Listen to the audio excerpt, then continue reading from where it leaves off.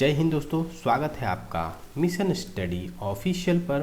तो आज हम उत्तर प्रदेश से संबंधित कुछ महत्वपूर्ण प्रश्न डिस्कस करेंगे, वो भी कुछ बैकग्राउंड इन्फॉर्मेशन के साथ जो यूपी के सभी एग्जाम्स के लिए महत्वपूर्ण होने वाले हैं। ठीक है, तो चलिए चलते अपने क्वेश्चंस पर। तो हमारा पहला क्वेश्चन है, हरित क्रांति का केंद्र कहाँ था? तो हरित क्रांति का केंद्र किसे माना जाता है? तो शामली को जो है हरित क्रांति का केंद्र माना जाता है। अगर हम बात कर लें हरित क्रांति की, तो हरित क्रांति के अंदर आधुनिक कृषि उपकरण, उन्नतशील बीज और उर्वरकों और पर्याप्त सिंचाई के जो है साधन को ही हरित क्रांति का नाम दिया गया है, जिससे फसल की पैदावार और कृषि उत्पादन में वृद्धि हो, और ये वृद्धि देखी भी गई। और इसमें मुख्य फसल की बात कर लें तो गेहूँ और चावल इसकी मुख्य फसलें मानी गई हैं। ठीक है, नेक्स्ट क्वेश्चन है हमारा, हरित क्रांति का शब्द किसने दिया? हरित क्रांति शब्द किसने दिया? तो ये दिया गया विलियम गार्ड के द्वारा। किसके द्वारा? विलियम गार्ड के द्वारा। जो है हरित क्रांति के जनक की, तो विश्व में हरित क्रांति के जनक हैं नॉर्मन बोरलॉग, और भारत के हरित क्रांति के जनक हैं एस स्वामीनाथन। कौन है? एस स्वामीनाथन।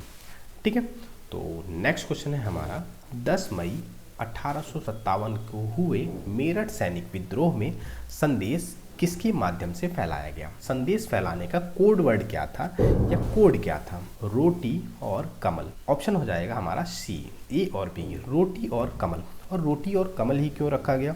क्योंकि कमल एक तरीके से शुद्ध माना जाता है और भगवान का प्रतीक माना जाता है, और रोटी लोगों की बुनियादी ज़रूरत होती है, तो इसलिए रोटी और कमल को रखा गया। संतों को जो है कमल और रोटी देकर विद्रोह के संदेश को भेजा गया। ठीक है, हमारा नेक्स्ट क्वेश्चन है क्वेश्चन नंबर 4, पीतल उद्योग के लिए प्रसिद्ध है। तो पीतल उद्योग के लिए कौन प्रसिद्ध है? तो ये है मुरादाबाद। मुरादाबाद जो है पीतल उद्योग के लिए प्रसिद्ध है।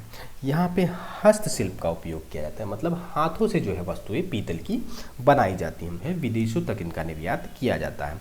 अगर हम बात कर लें पीतल के अंदर, पीतल बनता कैसे है? पीतल जस्ता और तांबे की जो है एक मिश्र धातु है। जस्ता और तांबे की एक मिश्र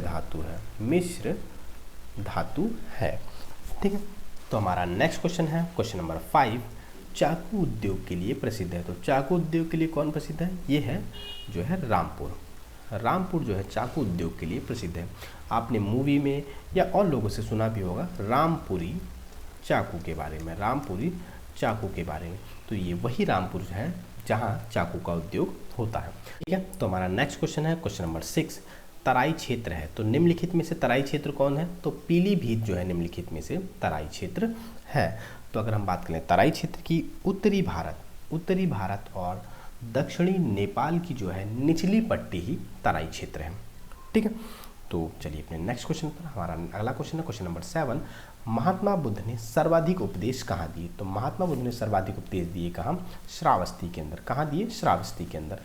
तो और अगर हम बात कर लें सबसे पहला उपदेश कहाँ दिया? तो पहला उपदेश दिया था सारनाथ में। कहाँ? सारनाथ ने पहला उपदेश दिया, और उनको बोध की प्राप्ति, उनको जो है ज्ञान की प्राप्ति हुई कहाँ? बोध गया के अंदर। कहाँ प्राप्त हुई? बोध गया के अंदर उन्हें ज्ञान की प्राप्ति हुई। ठीक है, तो चलिए चलते अपने नेक्स्ट क्वेश्चन पर। हमारा अगला क्वेश्चन है, भगवान श्री कृष्ण का जन्म कहाँ हुआ? तो भगवान श्री कृष्ण का जन्म कहाँ हुआ? ये हुआ मथुरा के अंदर। कहाँ हुआ? मथुरा के अंदर भगवान श्री कृष्ण का जन्म हुआ। तो मथुरा को हिंदू धर्म के एक पवित्र स्थल के रूप में भी जाना जाता है। हमारा नेक्स्ट क्वेश्चन है, वृंदावन गार्डन कहाँ स्थित है? हमारा वृंदावन गार्डन कहाँ स्थित है? ये स्थित है ना ही आगरा में, ना मथुरा में, ना प्रयागराज में। ये जो है स्थित है मैसूर के अंदर। इसमें कंफ्यूज हो सकते हैं कि मथुरा गार्डन हो कहाँ सकता है? ये हो सकता है आगरा, वृंदावन, मथुरा के अंदर, लेकिन ये मथुरा में नहीं है। ये बहुत ही इंपॉर्टेंट हो जाएगा। क्या इंपॉर्टेंट? नोट कर लें। ये है कहाँ? मैसूर के अंदर। मैसूर कहाँ है? मैसूर है कर्नाटका के अंदर। कहाँ है? कर्नाटक के अंदर। और कर्नाटक की राजधानी है बेंगलुरु। सिद्धरामैया यहाँ के मुख्यमंत्री हैं। थावरचंद गहलोत यहाँ के राज्यपाल हैं। इन पर हमारा अगला क्वेश्चन है क्वेश्चन नंबर 10, इनमें से किस स्थान पर तेल शोधन कारखाना है? तो तेल शोधन कारखाना कहाँ है? ये है मथुरा के अंदर। इस जो है तेल शोधन कारखाने के कारण ही जो है ताजमहल, कौन सा? ताजमहल पीला पड़ता जा रहा है। किसके कारण? इसी जो है तेल शोधन कारखाने के कारण जो है ताजमहल पीला पड़ता जा रहा है। ठीक है। तो चलिए चलते हैं अपने नेक्स्ट क्वेश्चन पर। हमारा अगला क्वेश्चन है क्वेश्चन नंबर 11। उत्तर प्रदेश की सीमा कितने राज्यों से लगती है? तो उत्तर प्रदेश की सीमा जो है कुल 8 राज्यों से लगती है। 8 राज्य और एक यूनियन टेरिटरी, एक केंद्र शासित प्रदेश से लगती है। अगर 8 राज्यों के बारे में बात कर लें तो ये है हरियाणा, उत्तराखंड, बिहार, झारखंड और वेस्ट बंगाल, राजस्थान और मध्य प्रदेश, छत्तीसगढ़। ठीक है। तो इन 8 राज्यों और एक यूनियन टेरिटरी जो है उत्तर प्रदेश की सीमा से लगती है। ठीक है। तो चलिए चलते हैं अपने नेक्स्ट क्वेश्चन पर। हमारा अगला क्वेश्चन है ताजमहल के वास्तुकार कौन थे? तो ताजमहल के वास्तुकार कौन थे? ये थे उस्ताद अहमद लाहौरी। कौन थे? उस्ताद अहमद लाहौरी जो है ताजमहल के वास्तुकार थे। ठीक है। तो अगर हम इसकी बात कर लें तो ताजमहल बनवाया किसने था? ताजमहल बनवाया गया था शाहजहां के द्वारा, अपनी प्रिय पत्नी मुमताज महल के याद में बनाया गया था। ताजमहल का निर्माण कब हुआ था? ये हुआ था 1632 के अंदर। 1632 में ताजमहल का निर्माण हुआ था। ये उत्तर प्रदेश के आगरा में है। तो आगरा की कुछ इंपॉर्टेंट बातें अगर बात कर लें तो जो है आगरा का पेठा और आगरा का पागल खाना भी जो है मशहूर है। ठीक है। तो चलिए अपने नेक्स्ट क्वेश्चन पर। हमारा अगला क्वेश्चन है क्वेश्चन नंबर 13। किस शहर पर अधिकार के लिए त्रिपक्षीय संघर्ष हुआ था? त्रिपक्षीय संघर्ष इतिहास के अंदर त्रिपक्षीय संघर्ष किस शहर के लिए हुआ था? ये कन्नौज के लिए हुआ था। किसके लिए? कन्नौज के लिए त्रिपक्षीय संघर्ष हुआ था। ठीक है। तो अगर हम बात करें किसके किसके बीच हुआ था तो राष्ट्रकूट और परिहार और पाल के बीच। राष्ट्रकूट, परिहार और पाल के बीच 8वीं सदी से लेके 10वीं सदी तक जो है ये चला त्रिपक्षीय संघर्ष। लगभग 2 साल तक। कहाँ तक? लगभग 2 साल तक ये संघर्ष चला। और कन्नौज को ही क्या कहा जाता है? इत्र नगरी कहा जाता है। क्या कहा जाता है? इत्र नगरी कन्नौज को कहा जाता है। ठीक है। तो चलिए नेक्स्ट क्वेश्चन पे। हमारा नेक्स्ट क्वेश्चन है क्वेश्चन नंबर 14।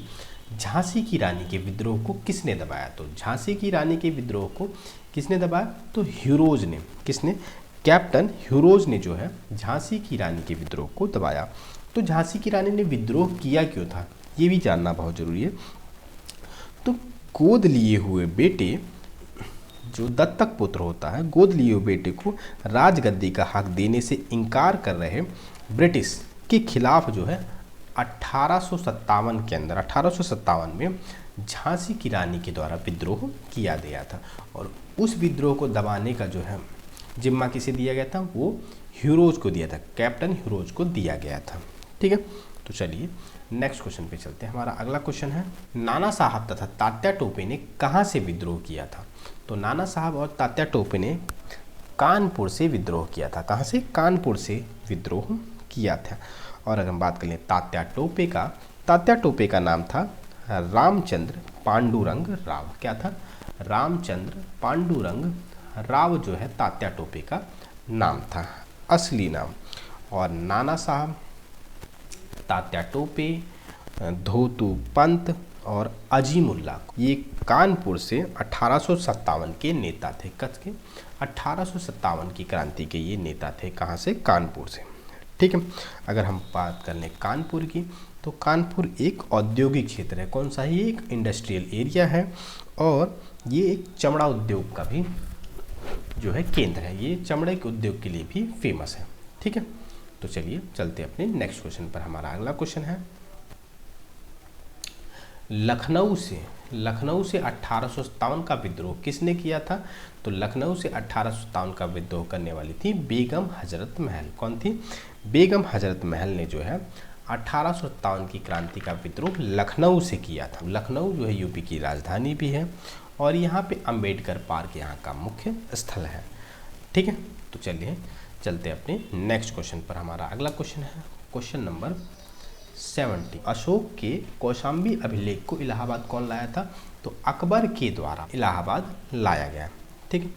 तो अशोक ने लगभग कितने 33 अभिलेखों का निर्माण करवाया। अशोक का 7वां अभिलेख जो है 7वां अभिलेख सबसे बड़ा है और रुम्मनदेई अभिलेख सबसे छोटा है। कौन सा? रुम्मीदेई या रुम्मनदेई अभिलेख सबसे छोटा है। ठीक है। तो चलिए नेक्स्ट क्वेश्चन है हमारा, कालीन उद्योग प्रसिद्ध है कहाँ के लिए? तो ये भदोही और मिर्जापुर दोनों के जो है कालीन उद्योग प्रसिद्ध है।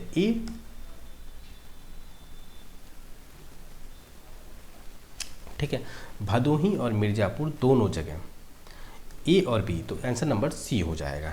ठीक है, अगर सबसे वो बड़ा कालीन उद्योग कहाँ है? ये भदोही के अंदर। इसमें भी बड़ा पूछ ले तो भदोही के अंदर सबसे बड़ा कालीन उद्योग है। ये लगभग 22 लाख, कितने? 22 लाख लोगों को, ग्रामीणों को जो है रोजगार देता है। और यहीं भदोही के अंदर सीतामढ़ी सीता समाहित स्थल भी है। कहाँ? सीतामढ़ी सीता समाहित स्थल भी भदोही के अंदर हैगा। ठीक है, तो चलिए चलते अपने नेक्स्ट क्वेश्चन पर। हमारा अगला क्वेश्चन है, अटाला मस्जिद कहाँ है? अटाला मस्जिद कहाँ है? ये है जौनपुर के अंदर। कहाँ है? जौनपुर के अंदर अटाला मस्जिद है। तो ये अटाला मस्जिद बनाई कब गई थी? 1908 के अंदर इब्राहिम शाह शर्की के द्वारा। इब्राहिम शाह शर्की के द्वारा जो है इस अटाला मस्जिद को बनाया गया था।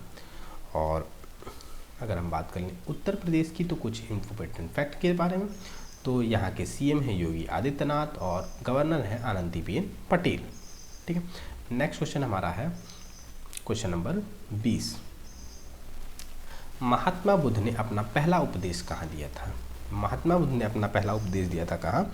ये दिया था सारनाथ के अंदर। और अगर महात्मा बुद्ध के जन्म की बात करें तो इनका जन्म हुआ था लुम्बिनी में, लुम्बिनी नेपाल में। ठीक है, और इन्होंने अपना अंतिम उपदेश दिया था कुशीनगर के अंदर। अंतिम उपदेश कहाँ दिया था? कुशीनगर के अंदर। और जो है महात्मा बुद्ध के त्रिरत्न हैं कौन से? बुद्ध, धम्म और संघ। बुद्ध, धम्म और संघ, ये जो है महात्मा बुद्ध के त्रिरत्न हैं। ठीक है, तो हम चलते हैं नेक्स्ट क्वेश्चन पर। हमारा अगला क्वेश्चन है क्वेश्चन नंबर 21। वाराणसी का पुराना नाम क्या है? वाराणसी का बनारस के नाम से भी जाना जाता है। इसका पुराना नाम है काशी। क्या है इसका पुराना नाम?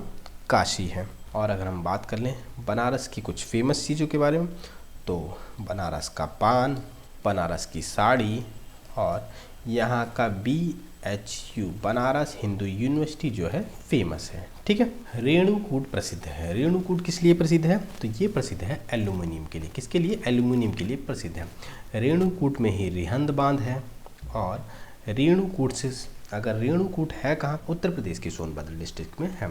रेणुकूट से सटे हुए राज्य कौन से हैं? वो हैं छत्तीसगढ़। कौन से हैं? छत्तीसगढ़, झारखंड, बिहार, मध्य प्रदेश की सीमाएं जो हैं इससे लगती हैं। ठीक है, तो चलिए चलते हैं अपने नेक्स्ट क्वेश्चन पर। अलीगढ़ प्रसिद्ध है। अलीगढ़ किस चीज़ के लिए? ताला उद्योग के लिए अलीगढ़ प्रसिद्ध है। इसे ताला नगरी के नाम से भी जाना जाता है।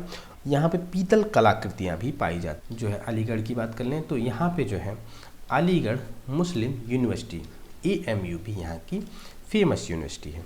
कि नेक्स्ट क्वेश्चन हमारा है, ताला परियोजना कहाँ है? तो ताला परियोजना कहाँ है? ये है भूटान के अंदर। कहाँ है? भूटान के अंदर, चूखा जिले में। कौन से जिले में? चूखा जिले के अंदर ये ताला परियोजना है। कौन सी नदी पर? वांगचू नदी पर। कौन सी नदी पर? वांगचू नदी पर ये है। तो run of the river hydro electric power station है, जो कि एक जल विद्युत